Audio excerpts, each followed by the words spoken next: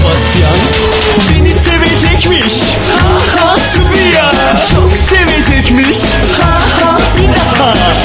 Sebastian'a sordum. Ha ha tabii ya, o da sevecekmiş. Ha ha bir daha. Seni seviyorum. Ha ha tabii ya, çok seviyorum. Ha ha bir daha. Sebastian'a sordum. İsmin neydi? Çok hoşuma gitti.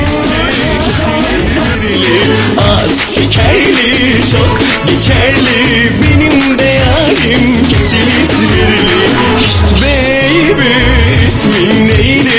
Çok hoşuma gitti, kesin İzmirli.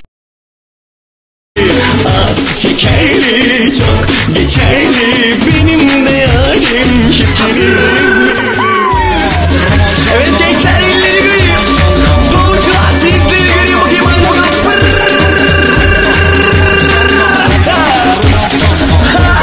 Tabii ya. Bir daha. Kahve falı baktım. Tabii ya. Bohçamı açtım. Bir daha. Sepete gül taktım. Tabii ya. Sebastian'a sordum. Bir daha. Beni sevecekmiş. Tabii ya, çok sevecekmiş. Bir daha. Sebastian'a sordum. Tabii ya, o da sevecekmiş. İsmin neydi?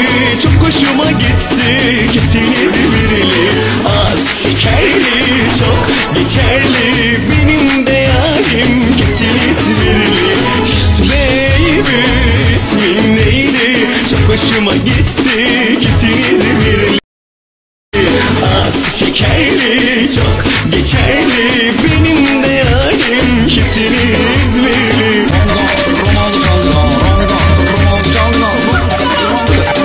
Hazır mıyız gençlik? Biri beni durdursun.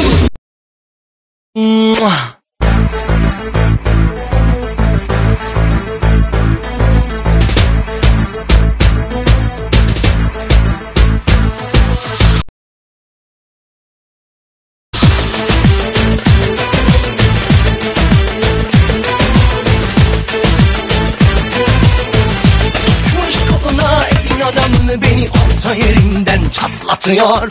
Ağzımda sakızı şişirip arsız arsız patlatıyor. Biz böyle mi gördük babamızdan, ele güne rezil olduk. Yeni adet gelmiş